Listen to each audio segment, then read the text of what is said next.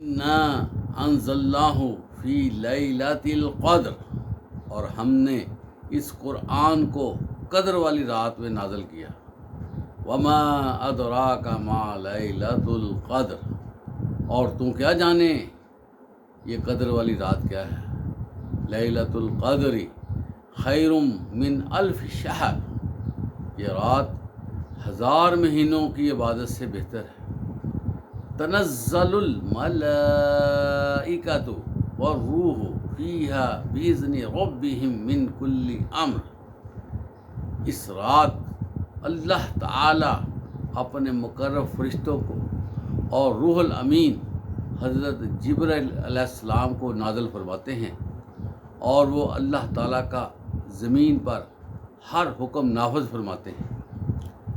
سلام ہی حتی مطلع الفجر، اور یہ رات طلوع صبح تک سلامتی ہے۔ محترم حضرات، بڑی ہی پیاری سورہ، چھوٹی سی سورہ، سورہ القدر قرآن مجید کے 30ویں پارے میں ہے۔ یہ اپنے اندر بہت زیادہ پیغام رکھتی ہے، جس میں اللہ تبارک و تعالیٰ نے حضرت انسان کو نوید سنائی ہے۔ کیا انسان اس قرآن کی عظمت دیکھ، اس قرآن کی برکت دیکھ کہ اس قرآن کو نازل کرنے کے لیے ہم نے وہ راہ چنی ہے جو انتہائی قیمت والی ہے، اور اس کی قدر و قیمت کا اندازہ اس بات سے لگایا جا سکتا ہے کہ اس رات میں کی گئی عبادت 1000 مہینوں میں کی گئی عبادت سے بہتر ہے۔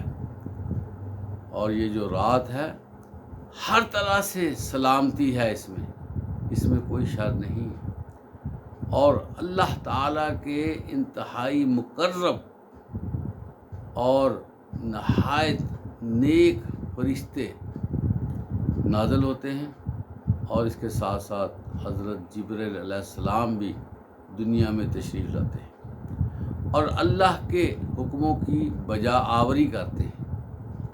اللہ تعالیٰ فرماتے ہیں کہ یہ رات اتنی بابرکت ہے، اتنی عظیم ہے کہ اس میں شر نہیں ہوتا اور خیر ہی خیر ہوتی ہے۔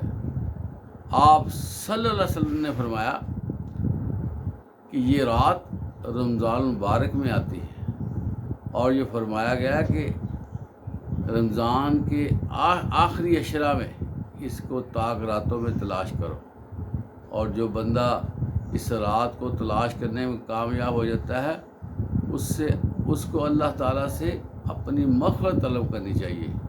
اللہ تعالیٰ ہمیں اس رات کو زیادہ سے زیادہ عبادت کرنے کی توفیق عطا فرمائے۔ وآخر دعوانا الحمدللہ۔